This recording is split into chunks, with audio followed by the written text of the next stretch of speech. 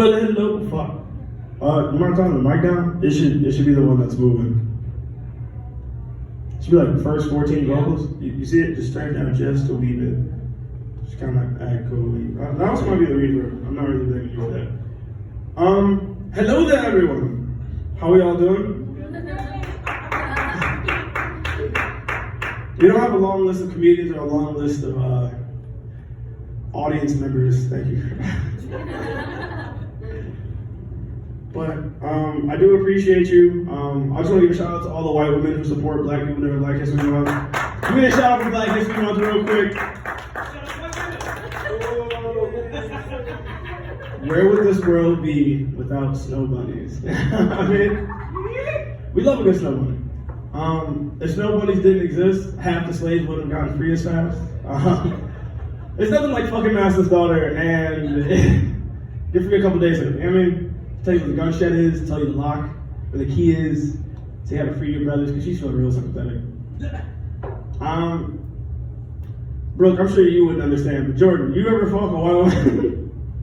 And then she starts getting that white guilt. Just makes it makes the whole experience better. Sex with white guilt. That's how I got there. That was. None of these are volunteering for that. It was white guilt. White guilt makes everything better. My favorite part about white guilt is making people feel bad about having white guilt.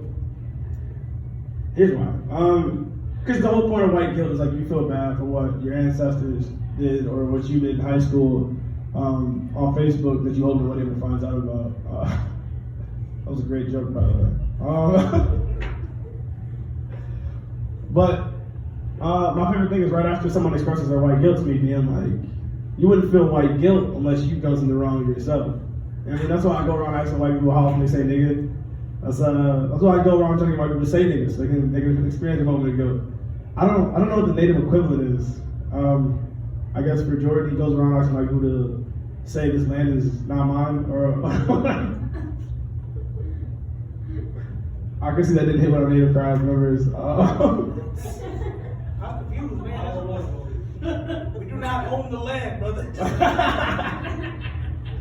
We do not own the land. We are only borrowing it from our future generations.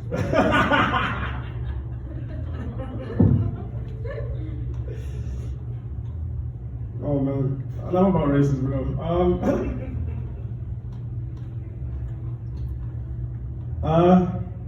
Does everyone in here like cheesecake?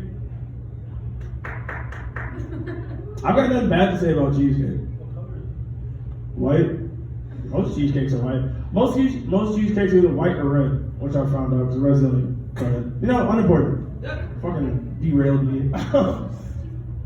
I don't know if you guys have it, but I have friends who like certain snacks and sweets that are like way too fucking obsessive over them. I mean, not just my fat friends though. I've got skinny friends who are like way too obsessed with very specific, like, honest to God, for me, if my aunt makes banana pudding and anyone thinks they're fucking dumb, I almost stabbed my roommate. This is not like an exaggeration. I had a knife in my hand, and I told him, if you touch my cheesecake, I will stab you. Not cheesecake. So if you touch my banana pudding, I will stab you. Banana pudding is one of those things that like I don't want anybody else to touch, especially if it's made by somebody who I know makes it the best.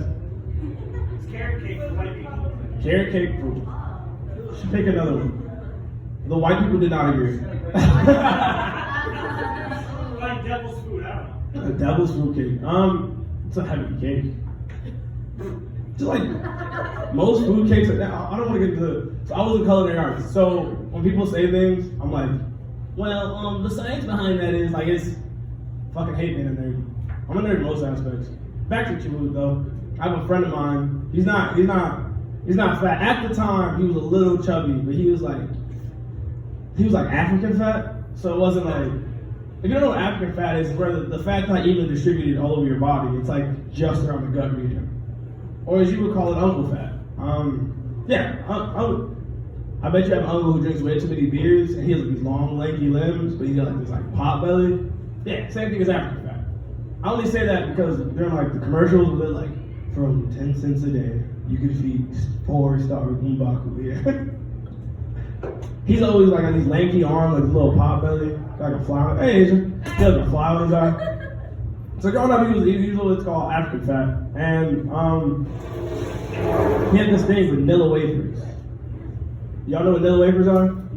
Fun fact, they're not vanilla wafers, they're just vanilla, and that's a weird name for a company. But he has this weird thing with vanilla wafers. I had this friend of mine who is a certified asshole. Now I'm pretty bad when it comes to being an asshole, but this guy was like certified to the stamp on it. Only man I've ever seen in my life grab somebody's shit, throw it on the ground, and step on it, because. There is no reasoning, but just because. So my friend, you're talking about how much my homie loves vanilla wafers, whatever. And in my friend group, we have this this great tradition called checking one another, where we check one another just to make sure you still ain't no bitch. You know what I mean? You can't never be no bitch. So he goes, what would you do if I stepped on your vanilla wafers right now? My homie goes, well, honest to God, I'd probably chop you in the throat. Now, why my black friend in high school chose karate as his main mode of violence, I'll never know. So my friend just does just that. He swipes vanilla wafers off the counter, breaks a bunch, steps on the ones that hit the floor. Now, stepping on the one that hits the floor is not a move because he's not going to really eat those. It's just for the added disrespect. No one's eating vanilla wafers off the floor, but just for the added disrespect.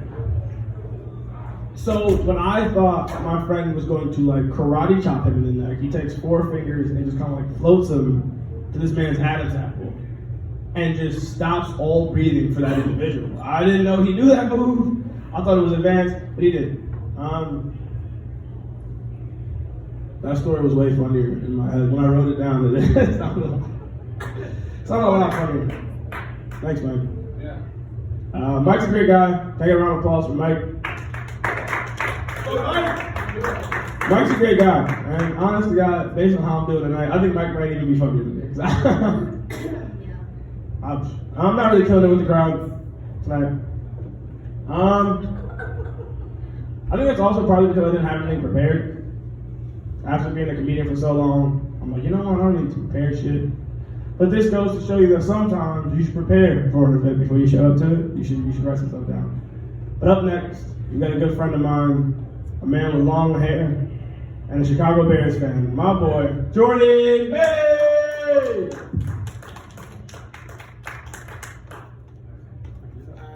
I guess we got time, right? Anybody in a hurry?